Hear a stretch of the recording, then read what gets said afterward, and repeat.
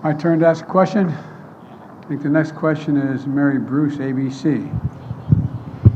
Thank you, Mr. President.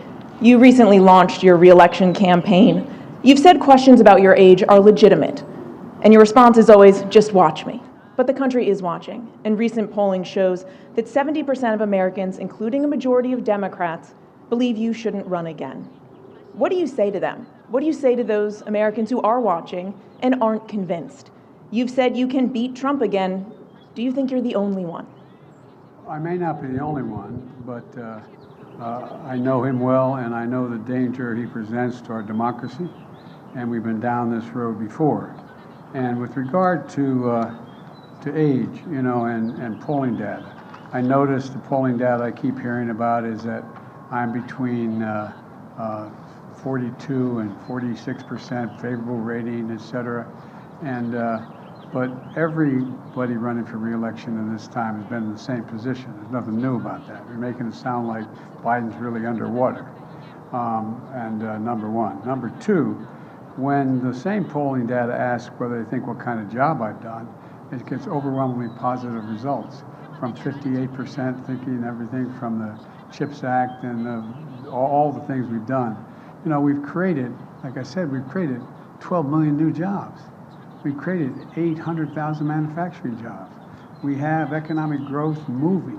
We're in a situation where the climate, we've invested more money and more help in dealing with the climate crisis than any nation in the world. And so things are moving.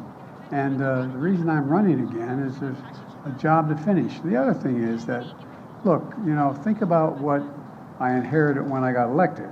I inherited a nation in overwhelming debt at the time, number one, in the hole for the 4 years that he was president. I inherited a nation that had a serious loss of credibility around the world as America first. And, the first meeting I attended the G7, I said, America's back. And one of the world leaders looked and said, for how long? For how long? There's a great concern about the United States being able to lead the free world. And we're doing that again. And those same polls you look at, you take a look at the polls, they're saying whether I pull together NATO and the European Union as well as Asian partners, I think we have. But there's more to do. And with regard to age, I can't even say, I guess how old I am, I can't even say the number. It doesn't register with me.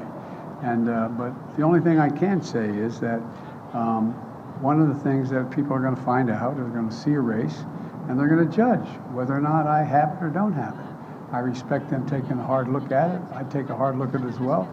I took a hard look at it before I decided to run. And I feel good. I feel excited about the prospects. And I think we're on the verge of really turning the corner in a way we haven't in a long time. I know you're tired of hearing me say we're at an inflection point. Well, we really are. What happens in the next 2, 3, 4 years is going to determine what the next 3, 4 decades look like. And I have never been more optimistic in my life about the possibilities of the United States.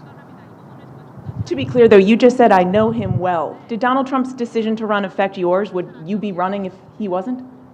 Yeah, I think I still would be running if he wasn't. I do know him well. He's not hard to know, as you know. You know him well, too. The question is whether or not, look, there's more to finish the job. We have an opportunity to put ourselves in a position where we are economically and politically secure for a long time. Look, we continue to have, and now you don't like me hear me saying it, there's still a contest between autocracies and democracies. And we're the leading democracy in the world.